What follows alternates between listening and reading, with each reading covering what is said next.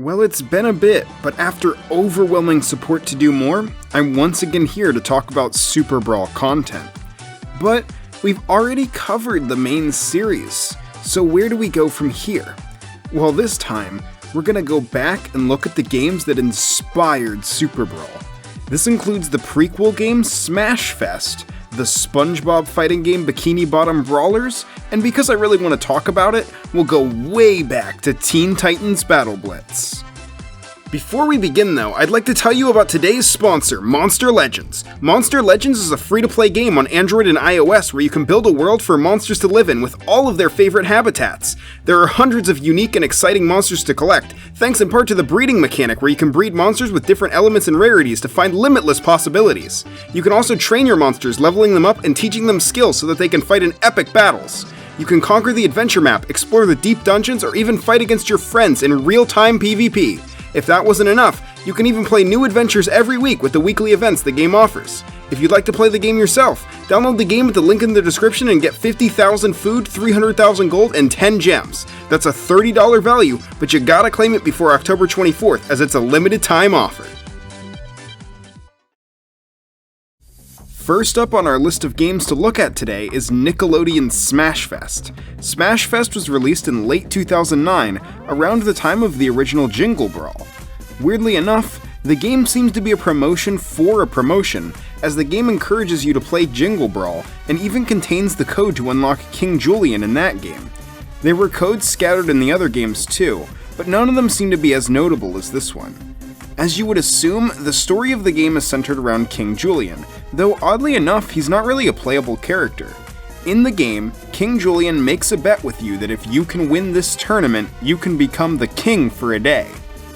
The game has 4 characters from the start, with a 5th unlockable one later. SpongeBob is an all-rounder who has some of the best range in the game. Timmy Turner is a fast attacker with low range but decent survivability. Private is a very extreme character, boasting great speed but pitiful damage and health, dying to a slight breeze. Otis is a big, burly heavyweight who's probably the worst character in the game. His damage is high and his health is fantastic, but he's so big that he can be hit almost anywhere on screen. Also, he's super slow and his jump is awful. If you want to play a heavy, you should try the unlockable character instead, Patrick. His attacks are slow, but in exchange he has the best range in the game and his attacks linger quite a while. Plus, he's not as insanely massive as Otis, so he's actually pretty good. Oh yeah, I should probably explain how the game plays. The game is a one-button fighter like the later Super Brawl titles. However, unlike those, the game is a platform fighter instead of a traditional fighter, but uses health in a way not dissimilar to Brawlhalla. The lower your health, the further you fly.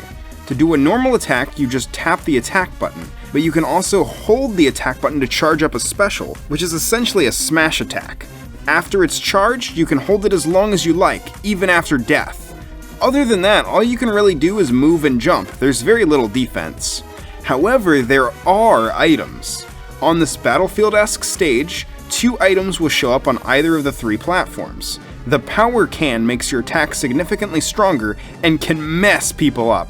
Stay away if an opponent has it. There's also an invincibility item which sounds scary, but is much more limited. It only stops the damage you take, but not the knockback. Gameplay-wise, the game lacks much depth at all, even less than your usual Flash game. For starters, there's only one mode, which is to pick your favorite character and fight everyone else at once. There's no 1v1 and no multiplayer at all, which is kinda disappointing. This affects the winning strategies as well. The best thing you can do in the game is plat camp. You really cannot win the free-for-all, and engaging in the middle of it will absolutely delete your life bar. Plus, getting power-ups will keep you safer in a fight, and those only spawn on platforms. Essentially, if you want to play Camping Simulator, this is the perfect game for you.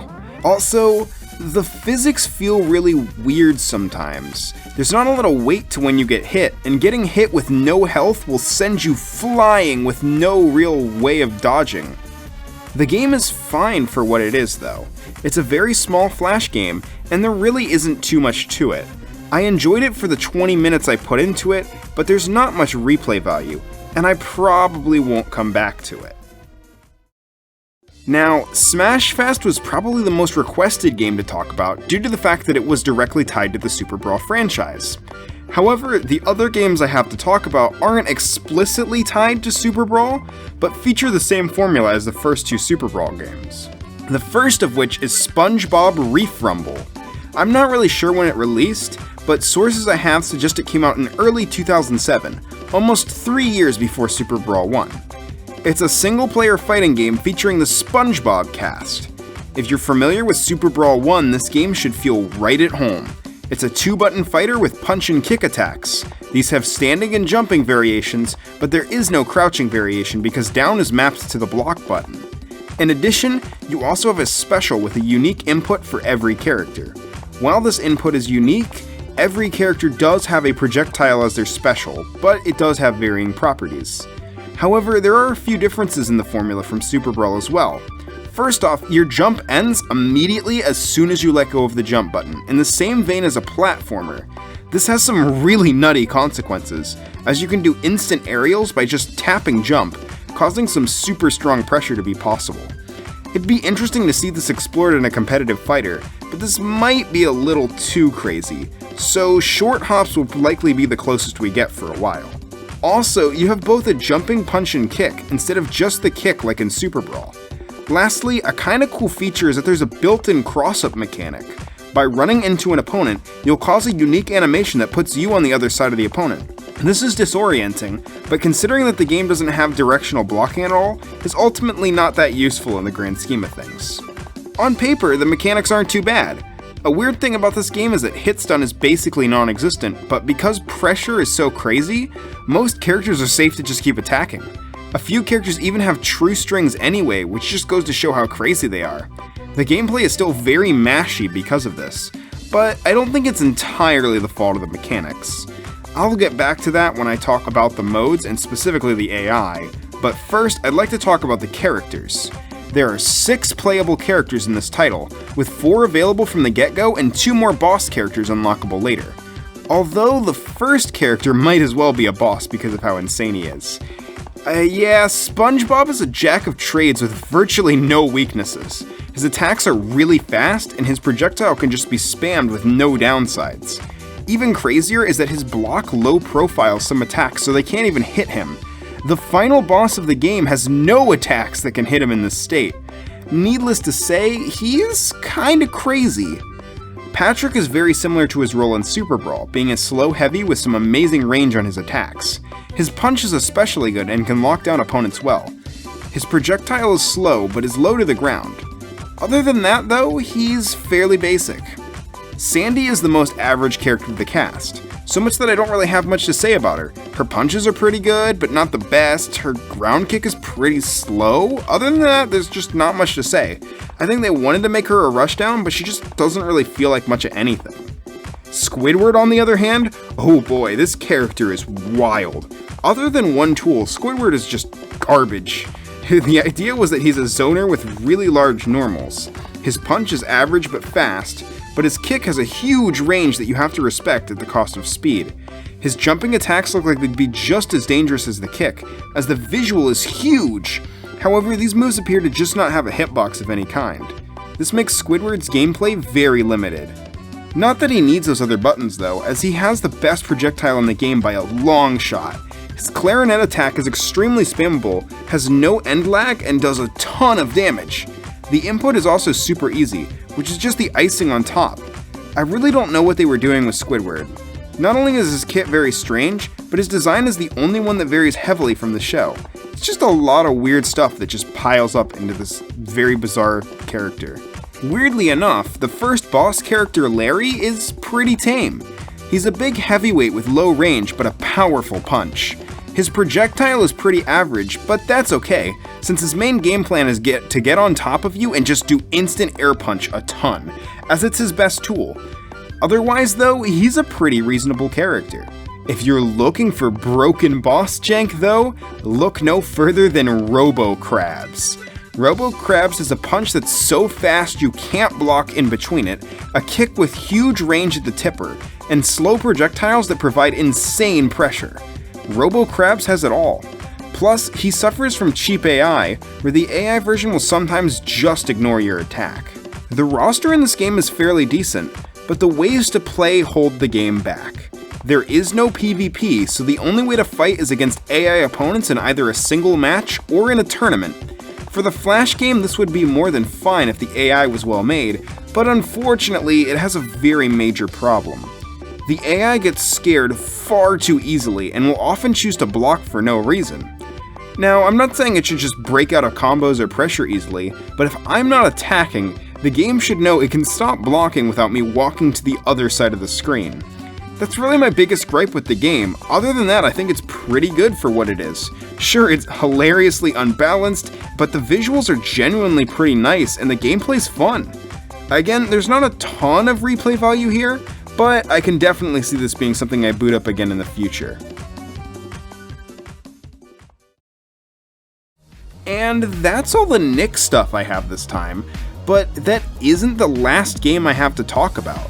You see, there's a game with the exact same formula made 5 years before Reef Rumble, created for the competing channel, Cartoon Network.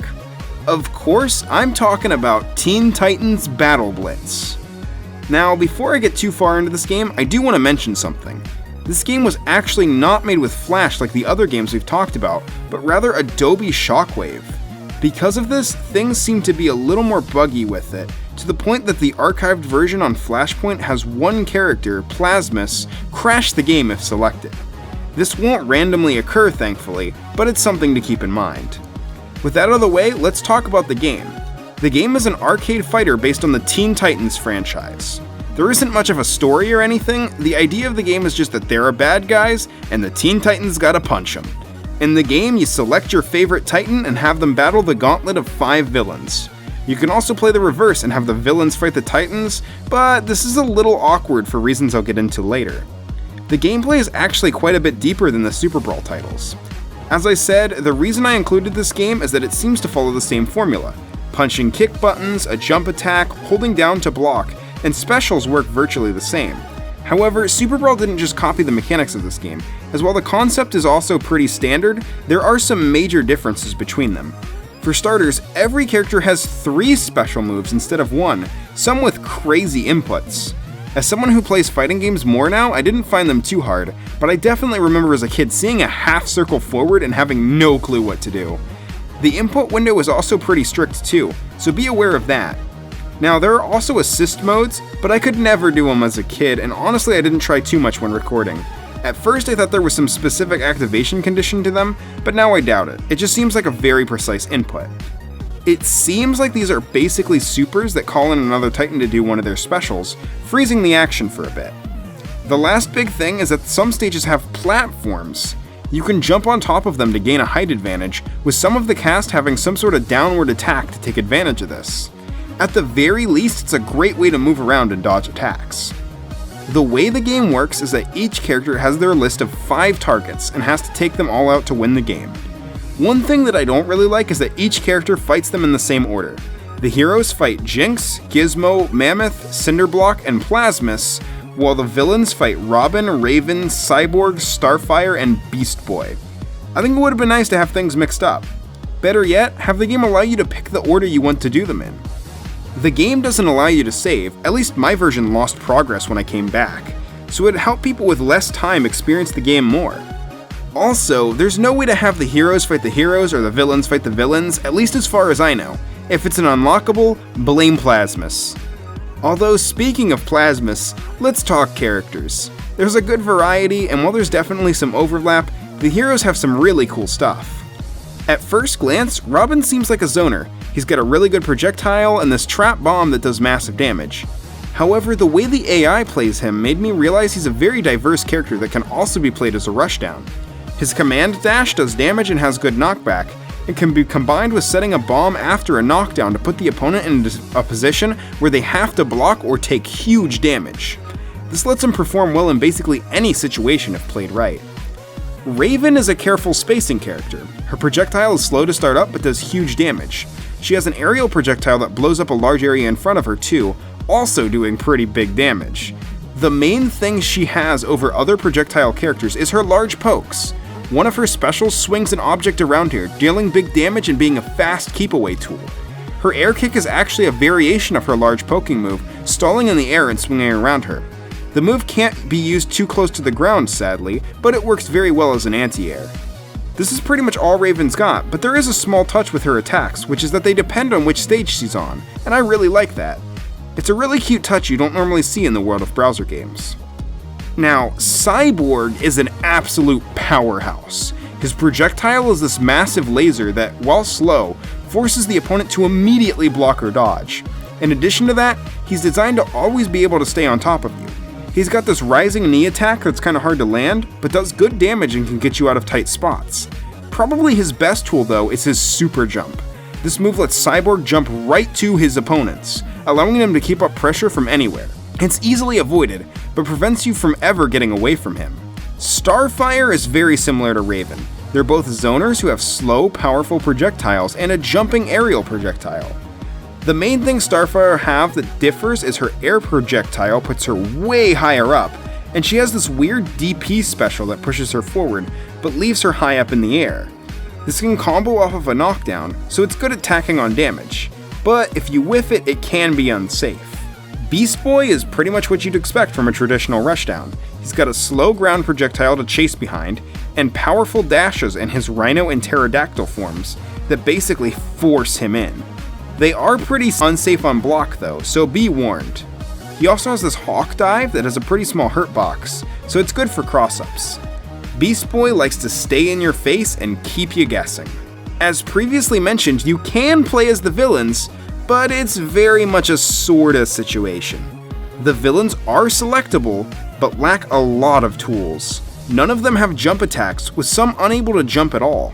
Furthermore, only Jinx and Cinder Block have kick buttons. This makes a lot of villains feel very hollow, but nonetheless they are playable, so let's talk about them. Jinx feels like the most complete of the villains. She has the strongest projectile in the game, a massive energy blast with a huge animation.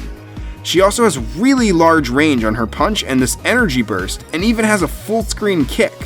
She has no jumps, which makes some matchups hard, but her mobility and range helps compensate. Now, Gizmo had the potential to be the coolest character in the game, but needed more expanding upon to make that happen. Unlike the other characters who just miss a kick button, Gizmo has it replaced with a flight button. While flying, he gains access to a large variety of missile barrages that do huge damage. However, any hit to him causes him to suffer a large knockdown. The problem is that there are no attacks you can do while jumping, and the rest of the kit is identical. Because of this, the most optimal way to play the character is just not to fly much. This leaves you with exactly 2 moves, a slow jab and extremely spammable machine gun. He is a very toxic zoner, but he really can't do much else. Mammoth is the heavy of the game. He has a charge punch that does insane damage, but has very low range. He can also charge at you like Beast Boy's Rhino, and fires off a slow shockwave, also like Beast Boy's. Usually I like heavies even if they're weak, but Mammoth has a really bad design choice that makes me less interested in him. He doesn't have a kick button, leaving him unfinished like some of the other characters. However, unlike Gizmo, he has attacks mapped to that button anyway, so messing up the input gives you nothing. Feels absolutely awful. Cinder Block is yet another heavy, but pushes even further into the giant archetype. His damage and range are brutal and make him difficult to approach with his giant half-screen stomps and powerful shockwave projectile. However, he has the major downside that he cannot jump. This feels like a deliberate decision, but makes him struggle a lot more than he should, as the only way he can fight zoning is just tank it. Lastly is Plasmus, who I've already kinda mentioned a lot. Mainly the fact that he doesn't work on my build. But from what I can remember and what I've seen, he's another heavyweight like Cinder Block and can't jump. In addition, he only has a punch. However, to compensate, his range is absolutely massive, and while the damage may not be as crazy as others, his zoning is second to none. He can lock you down from all sides of the arena with his sludge. It's a shame I couldn't get him working, but that's the nature of these old games. Overall though, I still think this game holds up. Sure, there's a lot of weird stuff like the unfinished villains and the low quality backgrounds, but there's a lot to check out. The gameplay feels a lot more like a polished Street Fighter 1, where the villains function great at forcing you to learn different strategies to overcome them. Each character has to adapt differently too, adding the merit of trying different paths.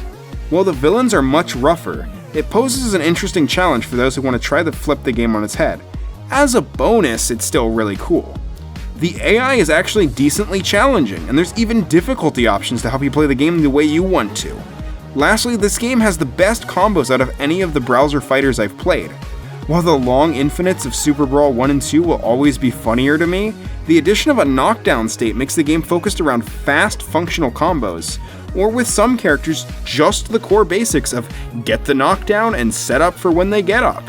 You can tell the developers had a good idea what they were doing with this title. This game feels really close to an early fighter, and for the time and technology it was made on, this is absolutely incredible. The fact that this was a browser game from 2003 is unbelievable. I went to see if the developers had gone on to do any larger things, but it seems like they're still just focusing on the browser game market. For a while they made a lot of weird games on Adult Swim, including this Bible fighting game, but it seems like they're back to mostly making games for Cartoon Network nowadays. If you're somehow seeing this is Pop, keep it up, you're doing amazing work. And with that, that's all I have to talk about today. It's crazy to see the attempts to bring the arcade fighter experience to the browser, even long before Super Brawl. While I don't think these will ever beat out the big console releases like Nick All-Star Brawl, these are literally free and fun, so you can't go wrong with that. While Smashfest and Reef Rumble are more of a novelty, Teen Titans Battle Blitz especially holds up, and if you've never played it, I highly implore you to go check the game out. But as always, what do you think of these titles? Let me know in the comments below.